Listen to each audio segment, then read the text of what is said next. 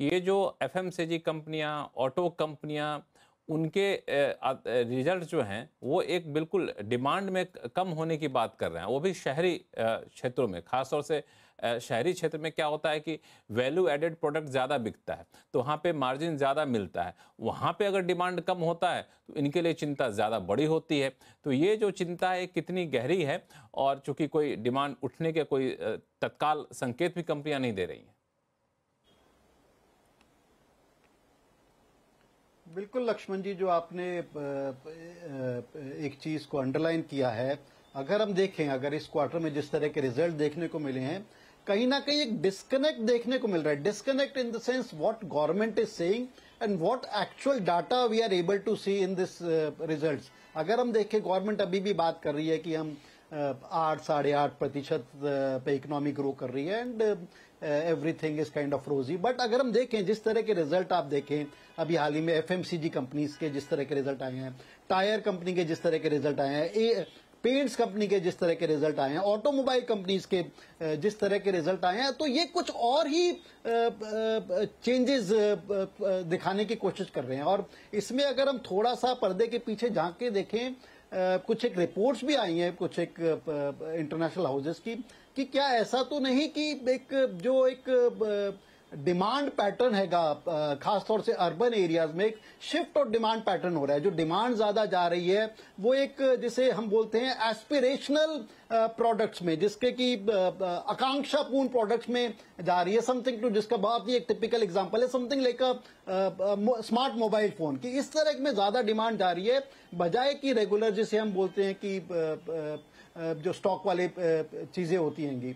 And वो चीज हमारे को इसमें भी देखने को मिल रही है। अगर जिस तरह के हम रिजल्ट देखें, जो electronic manufacturers, something like Dixon, something like amber, या उस कैटेगरी के नाइका, आई थिंक उनके रिजल्ट्स, जोमैटो, आई थिंक इनके रिजल्ट्स काफी अच्छे थे। सो एक डेमोग्राफिक या एक डिमांड पैटर्न चेंजेस हो रहे हैं। Whether this is a short term phenomena या ये एक longer term phenomena, I think आगे जाके वक्त ही बतलाएगा। बट डेफिनेटली एक स्लो डाउन देखने को मिल रहा है, रूरल स्लो डाउन। हम 3-4 क्वार्टर से बार बार सचेत कर रहे थे कि रूरल इकोनॉमी में एक ग्रोथ पैटर्न देखने को नहीं मिल रहा, और वो एफएमसीजी रिजल्ट से थे। और अब की बार हमें जो देखने को मिला है, ठीक है, रूरल में शायद एक प्लेटू सा बना है, there have been data points की वहां थोड़ा बहुत इंप्रूवमेंट भी हुई है, बट शहरों में डेफिनेटली ये एक वीकनेस देखने को मिली है कंजम्पशन पैटर्न में। So I hope this is not a medium to longer term phenomena, this is one of a phenomena, but definitely ये फिनोमिना देखने को मिला है। और इस फिनोमिना पे हमारे को as a stock market analyst या एज अ ब्रोकर, डेफिनेटली हमारे क्लाइंट्स को इस चीज के लिए, इस पैटर्न चेंज के लिए गाइड करना पड़ेगा, और इससे देखते हुए कि कौन से स्टॉक्स आगे ज्यादा अच्छे रहेंगे, नहीं रहेंगे। But one will have to be cautious about ये जो फिनोमिना हम देखने को मिल रहा है हमारे को। आपने एक बहुत अच्छी बात कही कि जो शहरी क्षेत्रों में डिमांड है, एफएमसीजी कंपनियों की तरफ से डिमांड में जो कमी देखने को मिल रही है, क्या वाकई डिमांड कम हो रहा है, या लोगों का एक्सपेंडिचर या खर्च करने का पैटर्न बदल रहा है? लोग बाहर घूमना ज़्यादा पसंद करते हैं, लोग हाईटेक चीज़ों में इस्तेमाल पैसा लगाना ज़्यादा पसंद करते हैं। अब जो बाकी ट्रेडिशनल जो कंज्यूमर ड्यूरेबल्स प्रोडक्ट होते हैं उसमें पैसा खर्च करना कम पसंद करते हैं। तो ऐसे केस में क्या निवेशक के तौर पे जो लोग ये सोच के चलते हैं जो हर कोई साबुन तो लगाएगा ही जी, हर कोई शैम्पू तो खरीदेगा ही, हर कोई मैगी तो खरीदेगा, तो इसकी जो कंपनियां उसके शेयर आप ले लीजिए, तो अब ये जो सोच है इसके दिन लद गए क्या दलजीत जी? अब हमें वैसी जगह पे जाना चाहिए जहां पे कंज्यूमर ज्यादा पैसा खर्च कर रहे हैं। जैसे हर किसी के हाथ में मोबाइल है, हर घर में गैजेट आ गए, हर घर में टेक्नोलॉजी का इस्तेमाल हो रहा है, तो हम लोगों को कुछ अपने पोर्टफोलियो को भी इसी हिसाब से रोटेट करना चाहिए, दूसरी तरफ पैसे को लोकेट करना चाहिए। जी हाँ, बिल्कुल लक्ष्मण जी। इनफैक्ट हमने अपने पोर्टफोलियो में एज़ अ डिस्क्लोज़र 2-1 चीज़ें ऐसी जोड़ी हैं जो प्रीमियमाइज़ेशन की स्टोरी को प्ले करती हैं। क्योंकि हमारा ये मानना है कि ये एक स्ट्रक्चरल चेंज हो रहा है। जिस तरीके से लोगों की जो एक तो गैप बढ़ता जा रहा है, जिनके पास है वो उनका बहुत बढ़ रहा है, और जिनके पास नहीं है तो वो बेचारे परेशान हैं। बट वो अलग मैटर है डिस्कशन का। But as a stock market analyst and stock market opportunity देखने के लिए हमें लगता है कि वहाँ पर एक बड़ा स्कोप है कि ये जो प्रीमियमाइज़ेशन ट्रेंड है, इसको आप कंज़म्पशन में किसी भी चीज़ के, चाहे लिकर का कंज़म्पशन देख लीजिए, कारों का कंज़म्पशन देख लीजिए, अपैरल्स का कंज़म्पशन देख लीजिए, हर जगह जो है जो बड़े ब्रांड्स हैं, जो बड़े हाई एंड वैल्यू वाली चीजें हैं वो ज्यादा बिक रही हैं। तो वहाँ अपने पोर्टफोलियो को आपको उसी हिसाब से मोल्ड करना पड़ेगा।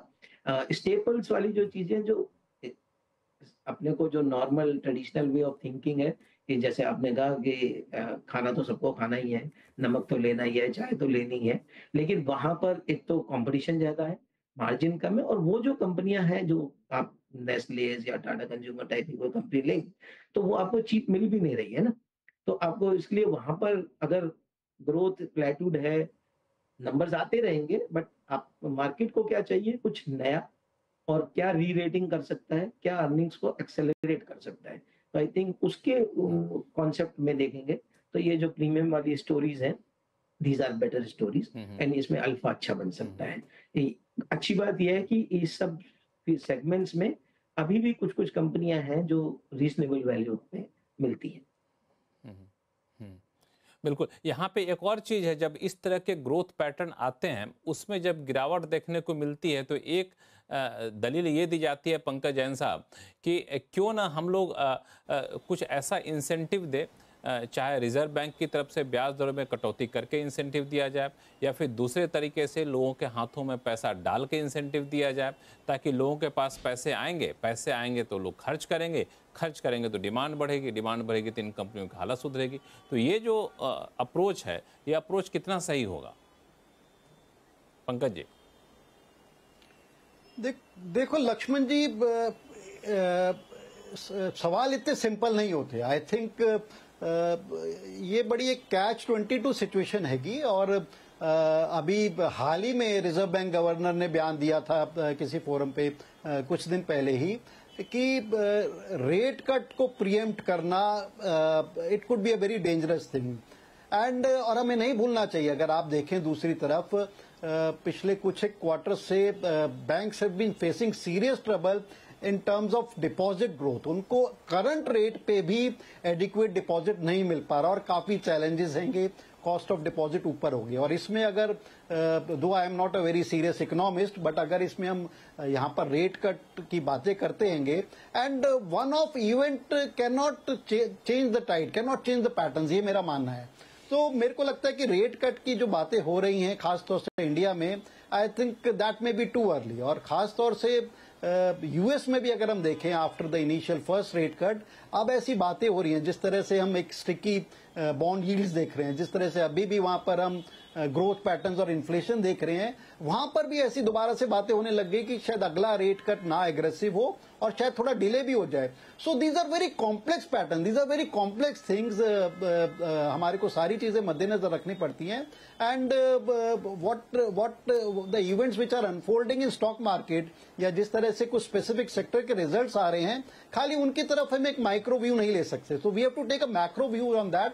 और मेरे को नहीं लगता कि इंटरेस्ट रेट कट कोई बहुत जल्दी हमारी मार्केट्स में आने वाला है। सो उस चीज को हमारे को will have to patiently wait for that. और उसके अलावा जो हम